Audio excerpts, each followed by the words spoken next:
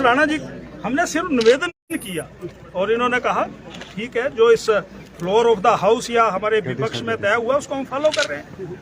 पर वहां पर जो लोग बोलने के लिए खड़े हुए अंत में उन्होंने चिट्ठियां दी और स्पीकर महोदय ने उनको इजाजत दे दी। लेकिन स्पीकर साहब ये भी तो कहे थे लास्ट में कि आप लोग जो बोल सकते हैं, आपको मौका दिया जाएगा। इनफैक्ट 12 बजे तक सदन चलाने की बात कुछ नहीं किया। जब इस सदन के नेता तो उपस्थित नहीं थे, परंतु मैं उपनेता ही कह सकता हूं या डिप्टी चीफ मिनिस्टर कह रहा हूं, उन्होंने रिक्वेस्ट की, हमने उनकी रिक्वेस्ट को ऑनर किया। पर उसके बाद वहां से गड़बड़ उनकी तरफ से हुई। कल शाम को हमें बोलने नहीं दिया। ये परंपराएं नहीं है। पॉइंट ऑफ ऑर्डर मांगा हमने और उन्होंने कहा कि मुख्यमंत्री जी अपनी बात को पूरा कर लेंगे, उसके बाद आप बोलिए। उसके बाद उन्होंने हाउस को अर्जन कर दिया। मैं क्या कहने वाला था? मैं ये कहने वाला था कि जब महामहिम गवर्नर इस विधानसभा में आ रहे थे तो लीडर ऑफ अपोजिशन को उपस्थित रहना चाहिए। हमने जितने भी इस प्रकार की इवेंट्स करवाई हैं उसमें लीडर ऑफ अपोजिशन हाजिर रहते थे। ये मुझे सिर्फ कहना था। दूसरा मैंने ये कहना था कि इस बार का जो ये सेशन है 4, 5, 6, कुछ लग रहा है कि ये सेशन है, माहौल है, वातावरण है। ना वातावरण, ना माहौल, ना अपनापन। यहाँ पर तो दर्शक दीर्घा में तालियां बजाई जा रही है। कुछ चुने हुए प्रतिनिधि अपने समर्थकों को बुला करके तालियां बजवा रहे हैं और वीडियो बना करके अपने पेज में डाल रहे हैं।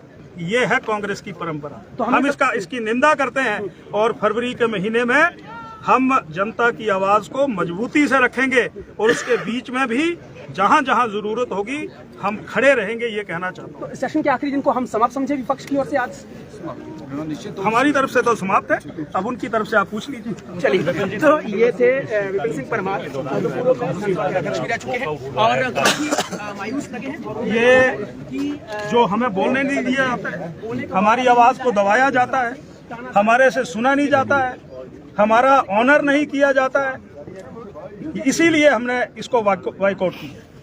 किस तरीके से देखते हैं आप इस 3 दिन के जो सत्र के कार्यकाल के दौरान जो है वो आप इसको किस तरीके से मानते हैं? मैं इसको पूरी तरह से फेलियर मानता हूं। ये जो सत्र है इसमें यहाँ निचले हिमाचल में ये सेशन हो रहा है तो यहाँ के लोगों को तो निराशा मिली है, पूरे प्रदेश के लोगों को भी निराशा मिली। सदन की कांगड़ा के लोगों ने बहुत इनको जन समर्थन दिया था, पर ये कांगड़ा के लोगों ने देख लिया कि इनकी चाल क्या है, इनकी ढाल क्या है और अब वो भी पछता रहे हैं, वो मजबूर हो। सदन की कार्रवाई चल रही है, विपक्ष जो है वो सदन के भीतर नहीं है, तो अब क्या समझेगी विपक्ष का ये हथियार है कि जब हमारी आवाज को दबाया जाएगा हम वॉकआउट करेंगे और आपके माध्यम से अपनी आवाज को पूरे देश में पहुंचाएंगे और विदेश में भी पहुंचाएंगे। चलिए, जी मीडिया से बात करने के लिए बहुत बहुत धन्यवाद। तो ये थे विपिन सिंह परमार और इस वक्त जो है वो विपिन जी